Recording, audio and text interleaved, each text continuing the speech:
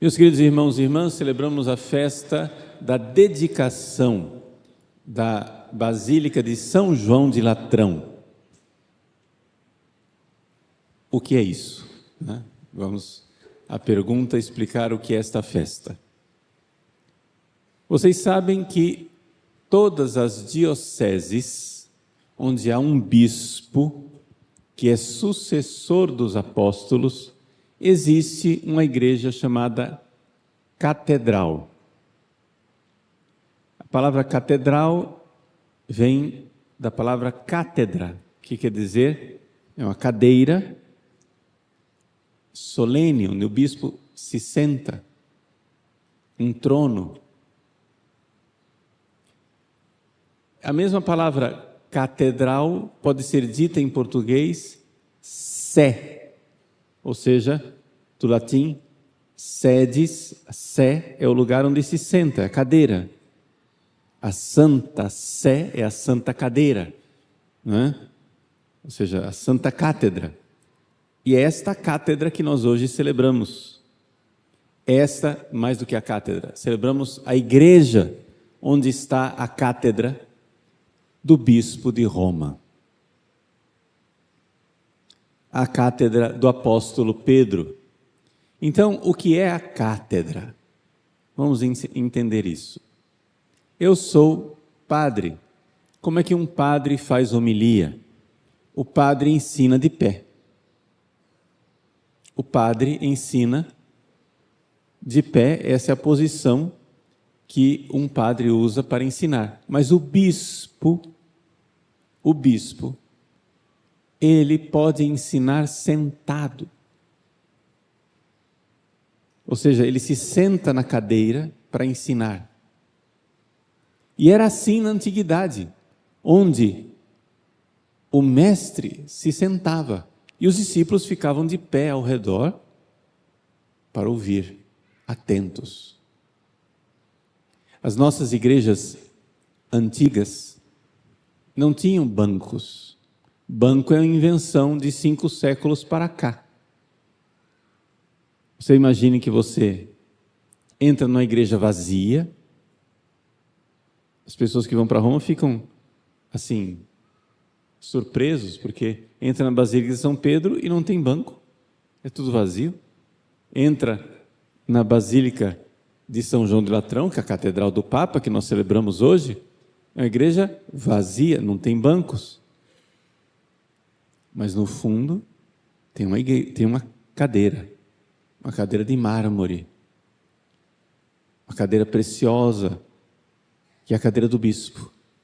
Todos ficavam de pé, o bispo se sentava para ensinar. Então vocês imaginem agora que as posições aqui estão invertidas, né? Vocês estão todos sentados, felizes, acomodados aí, e eu estou de pé. Imagina o contrário, você ouvindo uma homilia, todo mundo de pé e o bispo sentado.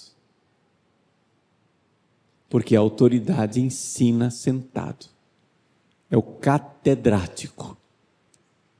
Ele ensina da cátedra. Ele ensina sentado.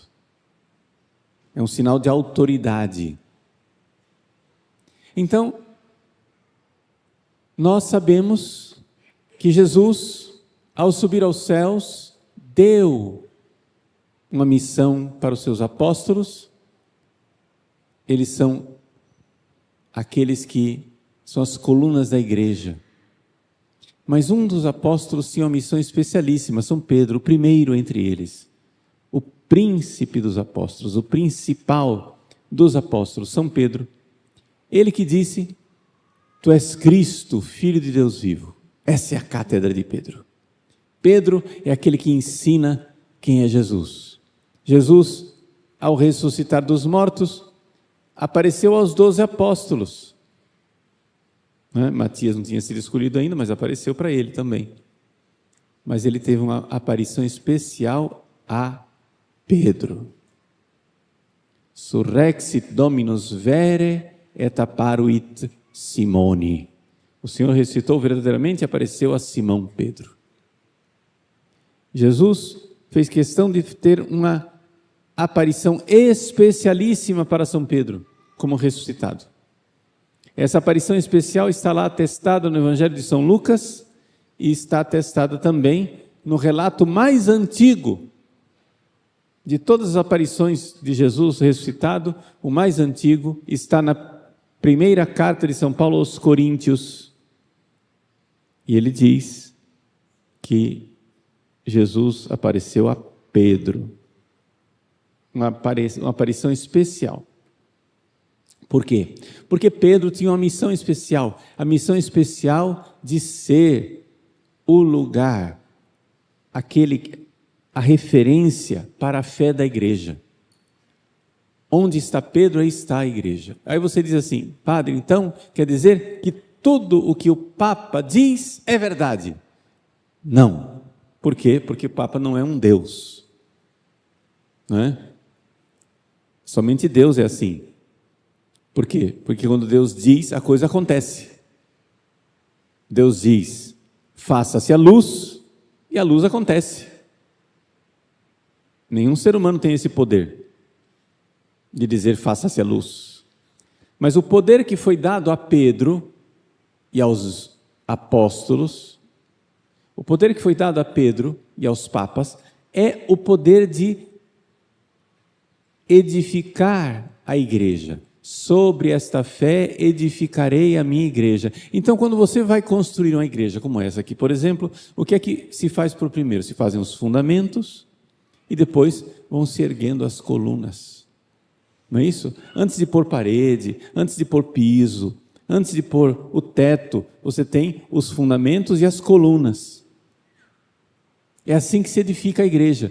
Então, a igreja, ao longo desses 2000 anos, a igreja foi esclarecendo aos fiéis a fé. Então, a função especialíssima do Papa, a função especial do Papa é a seguinte: vamos fazer uma comparação para você entender. Imaginemos a igreja de Cristo como um templo. Nós estamos hoje celebrando a festa da dedicação de um templo, de uma catedral, a Catedral de Roma, São João de Latrão. Então imaginem como é que se edifica essa catedral, não é? Tem os fundamentos que traçam o perímetro da igreja. Ah, não, vamos construir aqui assim, ó. Ah, mas e se eu passar para lá? Aí você saiu da igreja. Então, a primeira coisa que um Papa faz é descrever os limites da igreja. E ao longo dos séculos, são 267 papas, os papas foram prestando esse serviço caridoso, esse serviço bondoso, de colocar o limite da igreja. Chega a dizer, ó, até aqui é a igreja católica. Se você puser o pezinho lá para fora, isso aí é heresia, isso aí está fora da igreja. Não é a nossa fé. Então, os papas foram esclarecendo, ó, muito bem, Jesus é Deus e homem, existe uma Santíssima Trindade, Pai, Filho e Espírito Santo, três Deus, um só Deus em três pessoas distintas, né? Não são três deuses, é um só Deus, três pessoas. Jesus, natureza humana, natureza divina, perfeitamente Deus, perfeitamente homem, uma só pessoa. E foram estabelecendo as coisas. A Virgem Maria é imaculada, a Virgem Maria subiu aos céus. Essas coisas todas foram limites que os papas foram escrevendo nos concílios ecumênicos, nas declarações infalíveis. Foi dizendo, para que... Isso é uma caridade, gente, porque se para sermos salvos nós precisamos estar na fé da igreja, como que eu sei qual é a fé da igreja? Os papas caridosamente, o magistério da igreja, as cátedras dos bispos espalhados pelo mundo inteiro, mas principalmente a cátedra de Roma, a cátedra de Pedro, o Santo Padre, o Papa, foi dizendo, olha, aqui, até aqui a fé, foram as definições. E em cima desses fundamentos foram construídas as colunas, o edifício, e é isso que vai edificando a nossa fé, edificando a nossa alma, vai construindo a igreja de Cristo sobre a terra. Agora, para você entender a comparação, isso quer dizer que essa é a única coisa que um Papa faz? Não, o Papa mora dentro desta igreja, digamos assim, não é? Se você constrói um edifício e você põe o perímetro, né? As paredes que diz até aqui, vai daqui para lá, está fora de casa. Mas você também mora dentro da casa.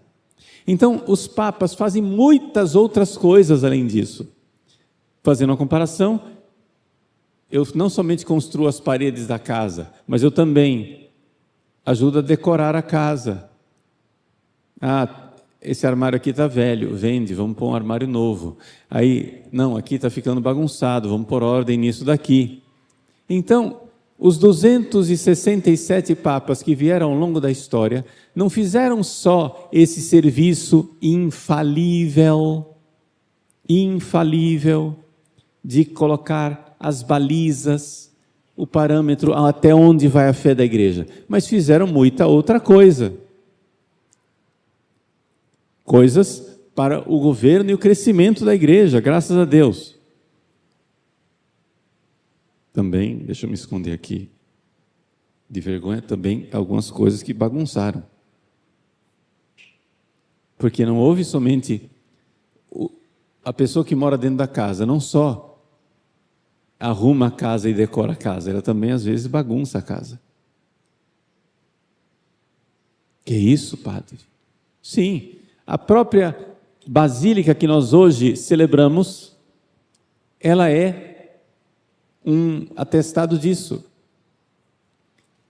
A Catedral do Papa que está lá em Roma hoje, São João do Latrão, já é a 4ª basílica de Latrão construída no mesmo lugar. Por quê? Porque primeiro vieram os bárbaros que invadiram, os godos, os vândalos, aí São Leão Magno foi lá e restaurou tudo, etc e tal. Aí depois veio a Idade Média, terremotos, isso e aquilo, restaura outra vez. Aconteceram coisas horrorosas dentro da Basílica de Latrão, também coisas maravilhosas, aconteceram concílios ecumênicos, né? Os concílios de Latrão. Mas também aconteceu o sínodo do cadáver. Um negócio horroroso em que um papa fez uma injustiça muito grande com o seu predecessor, o Papa Formoso. Logo depois, no ano seguinte, um incêndio pegou na Basílica de Latrão. Todo mundo disse, isso é castigo pelo que o Papa fez. Né? Houve incêndio e a igreja de Latrão ficou abandonada. Depois foi reconstruída outra vez. Depois os papas foram para Avignon, houve um terremoto, a igreja ficou sem teto muito tempo. As vacas chegaram a pastar dentro da Basílica de Latrão. Foram 4 reconstruções grandes, além da manutenção ao longo desses 2000 anos, porque são 2000 anos de história, então, né? 18 séculos. Então vejam, a Basílica de Latrão é, digamos assim, uma história, né? A edilícia da Basílica de Latrão, o edifício, a construção da Basílica de Latrão é um pouco a história da igreja. A história da igreja, os papas vão fazendo coisas boas, vão constrói, aí o vento derruba, aí vem o terremoto derruba, aí constrói outra vez, derruba. Mas as portas do inferno não prevalecerão. A igreja passou tempos difíceis. A igreja vive tempos difíceis. Mas a nossa certeza está na fé que os papas colocaram ao longo dos séculos com suas balizas, ligando com as chaves de Pedro, as chaves do reino dos céus. Uma das coisas que assim, mais nos edificam. Eu quero lembrar, por exemplo, a história recente, depois do Concílio Vaticano II, não é? Surgiu uma lorota dentro da igreja, uma conversa fiada, em que se começou a repetir que, não, isso aí que você está dizendo, isso aí, a igreja acreditava antigamente, agora não acredita mais. Agora com o Vaticano II mudou a fé. Gente, o Vaticano II não mudou a fé. A nossa fé é a fé de sempre, a fé de Cristo, é a fé dos apóstolos. Um concílio não pode mudar a fé. Um papa não pode mudar a fé. As pessoas têm essa ideia estranha de que um papa pode, né, que a chave que o papa tem é onipotente. O papa, se 2000 anos de igreja, a igreja acreditou que Nossa Senhora é imaculada, de repente um papa pode girar a chave e dizer não é mais imaculada. Gente, isso não existe, isso é maluquice. As pessoas não entendem o que é um papa.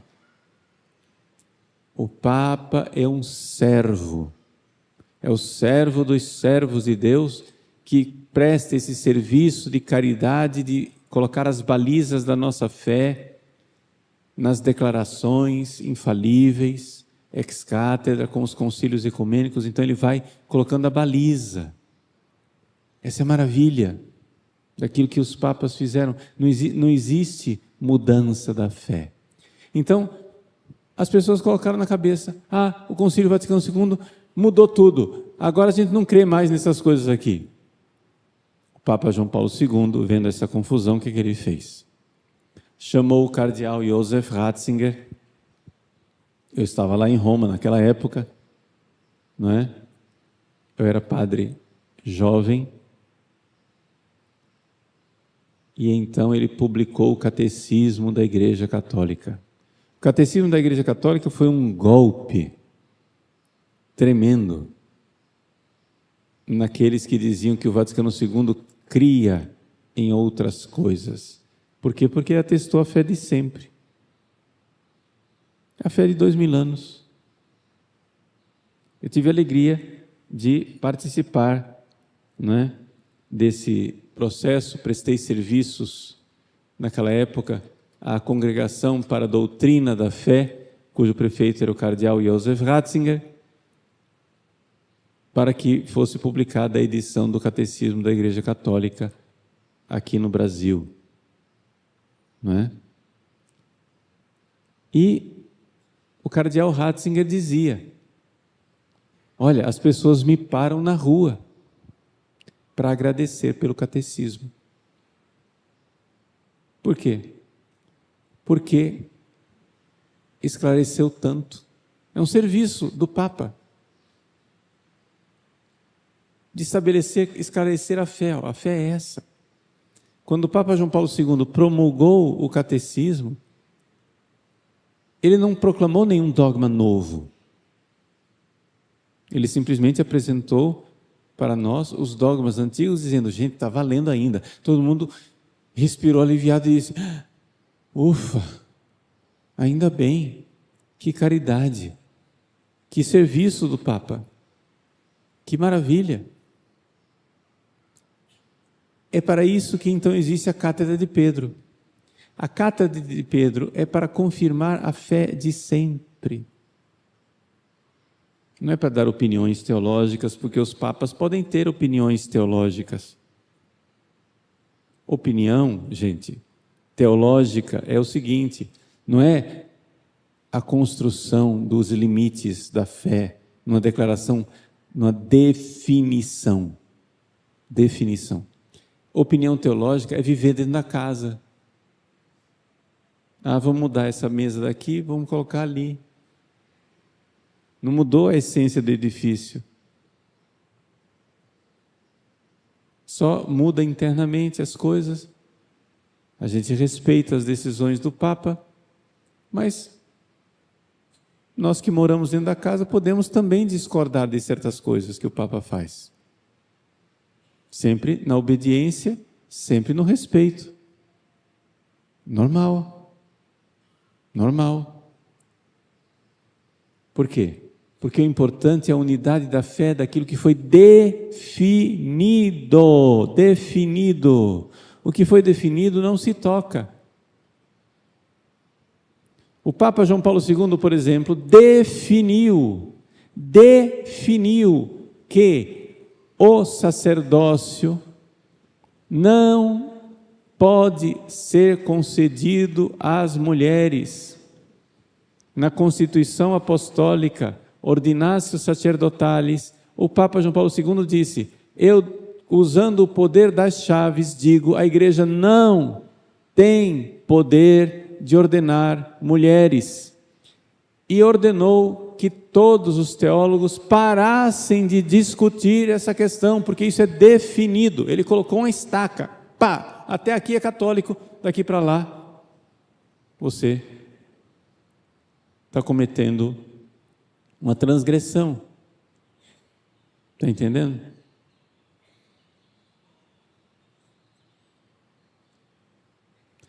Aí, ele também fez outras coisas, por exemplo, até a época de João Paulo II, não é? Ele insistia que os coroinhas, vou usar a palavra coroinha para não confundir com acólito instituído, não é? Que os coroinhas, ou acólitos, como queira chamar, eram somente homens. Mas aí houve tanto pedido dos bispos em tantos lugares do mundo que ele terminou concedendo que está tudo bem, pá. Se vocês querem mesmo, então façam coroinhas mulheres. Mas isso é uma coisa que tranquilamente nós podemos concordar ou discordar, porque não foi uma definição. Não sei se dá para ver a diferença. Isso não é uma definição. Ele definiu que nunca uma mulher pode ser ordenada sacerdote. Isso está definido, porque Jesus escolheu 12 apóstolos, os 12 apóstolos eram homens e acabou. Foi ele quem fez, a igreja nunca irá arriscar. Por quê? Porque a igreja, nesse ponto, ela quer que nós estejamos no seguro. Imagine só, você está lá numa missa, celebrado por uma mulher, e você perguntando assim: mas nós tínhamos mesmo o poder de ordenar mulheres, será que essa missa é válida? Aí você vai se confessar com uma mulher, ela te dá a absolvição, você diz: mas será? A igreja não quer essa dúvida. A igreja não quer que a gente fique na dúvida. A igreja diz: olha, Jesus escolheu 12 homens, ele não escolheu a mãe dele. Maria Santíssima era muito mais santa que os apóstolos, ela não foi feita sacerdote, portanto, a igreja não tem poder de mudar isso. Foi uma decisão de Jesus, nós podemos aqui teologicamente imaginar por que é que ele fez isso, mas em todos os casos ele fez. O Papa falou, a água parou. Definido e definitivo, as mulheres não podem ser ordenadas sacerdotes. Acabou. Ah, padre, mas o Papa Francisco mandou estudar a ordenação de diaconisas, de diaconia. Sim, mas diácono não é sacerdote, então isso ainda não foi definido. Pode ser que venha um Papa e diga: não, também diácono não pode. Pronto, acabou. Por enquanto, isso não está definido. Mas é importante nós entendermos que existem coisas que são definidas e definitivas. A igreja não vai voltar atrás dizendo que Nossa Senhora não subiu aos céus. A igreja não vai voltar atrás. Até mesmo a recente declaração, na verdade foi uma nota doutrinal, do Dicastério para a Doutrina da Fé, que falou dos títulos de Nossa Senhora como corredentora e medianeira de todas as graças. Aquilo não foi uma declaração e uma definição da igreja. Se vocês forem ler bem a nota diz o seguinte: não, o que as pessoas dizem quando dizem que Nossa Senhora é medianeira e corredentora é correto. Só que são dois termos que principalmente entre os protestantes, cria confusão, e por ecumenismo deveríamos evitar esses títulos. Isso é uma opinião teológica que foi dada pela doutrina da fé. Não é uma definição. Você pode continuar discordando. O próprio documento coloca isso muito claramente. Coloca muito claramente que é uma questão, é um juízo prudencial. Mas aí nós podemos sentar e discutir. Mas escuta, a Congregação da Doutrina da Fé, ela foi instituída pelo Papa para dar juízos prudenciais e pastorais ou para esclarecer onde é que está a fé? E aí as pessoas discutem, essa é a discussão que está na internet, nos jornais, no mundo, nas academias teológicas. As pessoas estão dialogando civilizadamente, espero, né, como filhos da igreja, dizendo, mas será que isso foi prudencial? Foi uma coisa prudente fazer essa declaração?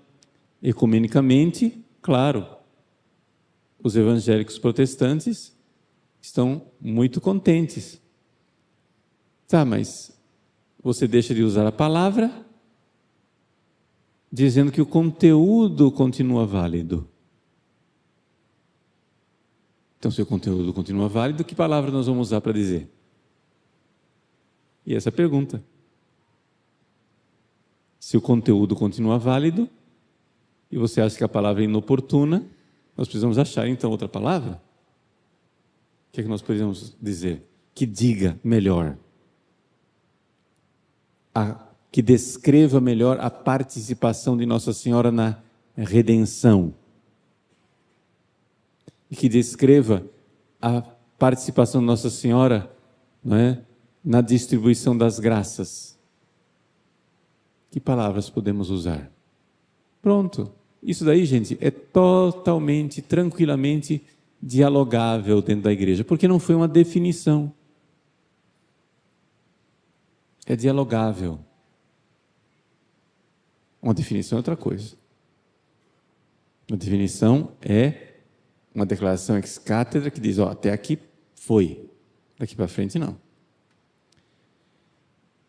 O problema é que na cabeça de algumas pessoas tudo isso está muito invertido. Coisas que são definidas, as pessoas discutem. E coisas que são discutíveis, as pessoas atestam como se fosse, não, agora não pode mais usar. Mas foi um conselho prudencial, um conselho pastoral. Conselho você pode seguir ou não seguir. Exatamente porque é um conselho pastoral e prudencial. O que é que nós vamos fazer com os séculos de história, onde, por exemplo, catedrais, paróquias, municípios são chamados de medianeira? Vamos apagar esses séculos de história? Como é que nós vamos fazer? Vamos esperar que nos esclareçam, não é?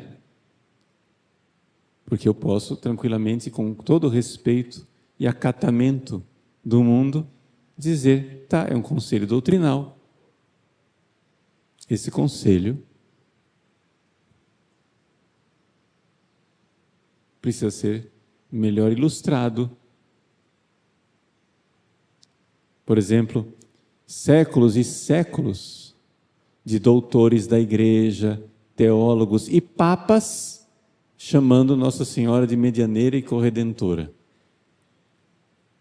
Num parágrafo 17 da nota, está tudo ali resumido, mas não respondido.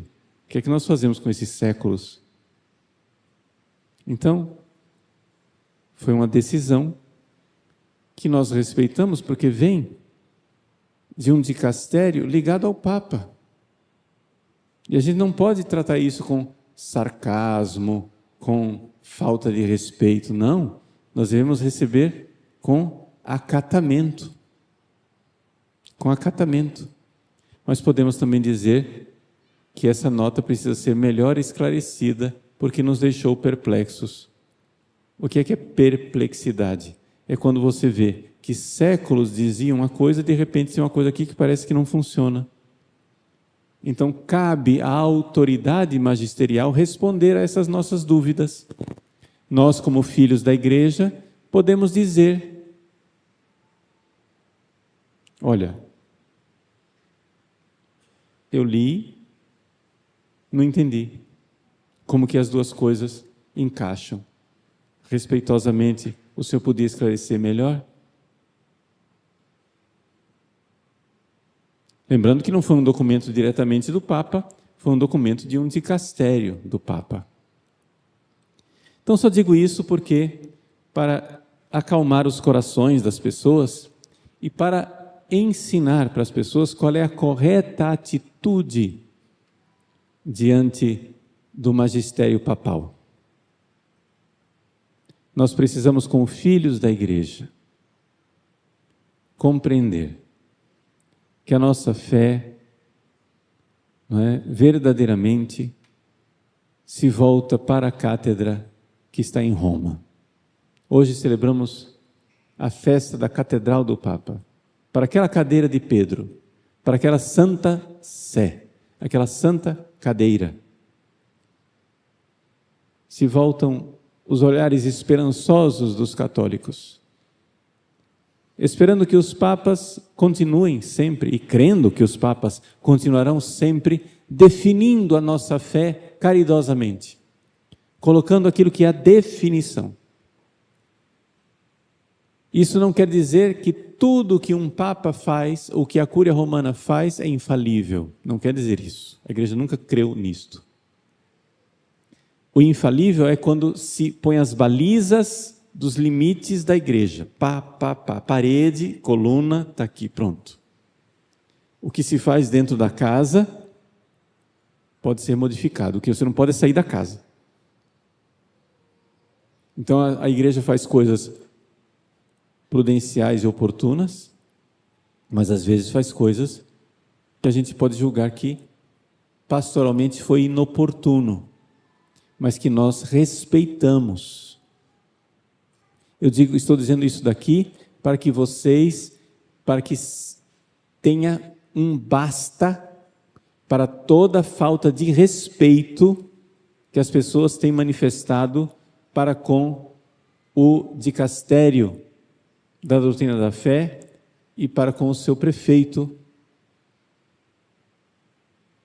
o cardeal Fernandes. Nós não podemos tratar um cardeal, um dicastério com desrespeito. É contra o quarto mandamento. Respeito.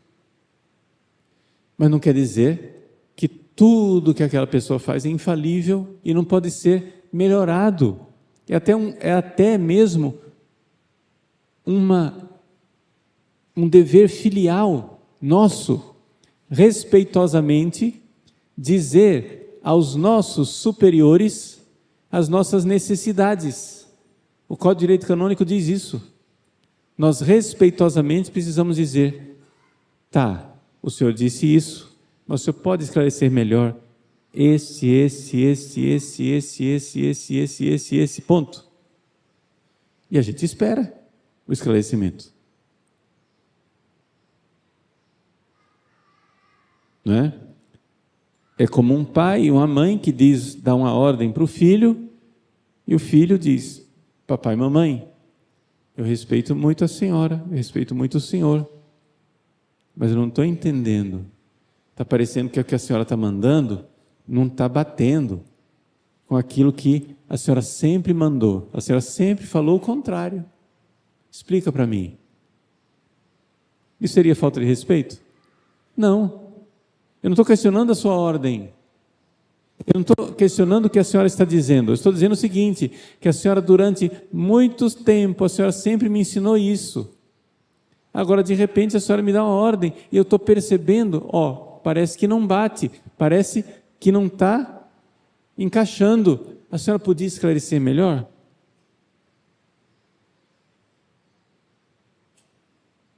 Isso é muito respeitoso, não é? Mas é nosso dever dizer isso aos sagrados pastores quando a gente vê que uma manifestação parece que não está em sintonia com aquilo que sempre foi dito.